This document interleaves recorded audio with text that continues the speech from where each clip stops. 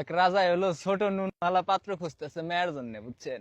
ছোট নুনু কাহিনী হয়েছে কি, রাজাই তো মনে করেন ছোট কাল থেকে মেয়ের অনেক আদর যত্নে বড় করছে। আর রাজাই চায় না যে মেয়ের বিয়ে হইলে কষ্ট হোক, এই জন্য হলো ছোট জিনিস আলাদা খুঁজতেছে। রাজাই মন্ত্রী ডাক দিছে, এই মাদার মন্ত্রী দিঘা, তোর কোনো কাম কাজ নাই না?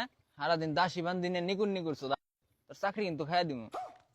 এখন মন্ত্রী তো মনে করেন ডরে থরথরে কাঁপতাছে, কই কি ব্যাপার রাজা আমার এই কথা কইলো? রাজা কইতাছে মন্ত্রী রে, কয় আজকে এই রাজ্যে খবর লাগাবি কার নুন চাইতে ছোট, হের লগে আমার মেয়ে বিয়ে দিমু। মন্ত্রী তো মনে করেন দায়িত্বটা পায়ে একেবারে লাগে গেছে গা। যাইতাছে রাস্তা দিয়া, মানে খালের পাশ দিয়া যাইতাছে, শীতের দিন বুঝছেন। দেখে এক টুন্ডে খালের মধ্যে মনে করেন ন্যাংটা নাইমে মাছ ধরতেছে। বলেন কি? এখন শীতের দিন তো, এই টুন্ডা টুনটুনি হইলো মনে করেন শীতের শোধনে তলপেটে উঠে রয়েছে।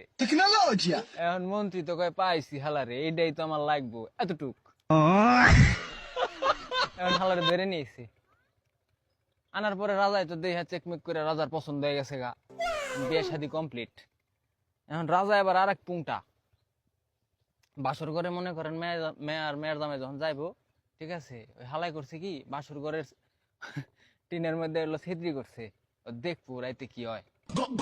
এখন গেছে বাসর ঘরে, যাওয়ার পরে টুইনটা যখন মনে করেন জামা কাপড় সব খুলছে, দেখায় কি এক হাত। রাজার তো দেই হ্যাঁ মাথা মুতা নষ্ট, কয় হাই হে রে, আমার মেয়ে তো কি কষ্ট পাইবো রে। রাজাই তো সিলেনিতে ডাক দিছে, ওই টুইনটা তুই বাইরে আয়। টুইনটা তো মনে করেন আইসে তো অবস্থায়। আর পরে রাজাই করছে কি টুইনটা টুনটুনিতে একটা লাল ফিতা বেঁধে দিছে মাথায়। বেঁধে বেঁধে দিয়া কইতেছে, কয় যে মাথায় ফিতা বেঁধে দিলাম লাল ফিতা, ঠিক আছে, এতটুকু দিবি, এর বেশি যদি দেশ তাহলে তোর খবর আছে, তোর মনে কর একেবারে কঠিন লেভেলের একটা শাস্তি হবো। আমার মাফ করে দেন হুজুর। টুইনটা তো মনে করেন হলো নিরীহ পাবলিক, ও ডরাই গেছে গা। এখন জামাই হলো পরের দিন আবার মনে করেন রাজার মেয়ের কাছে গেছে।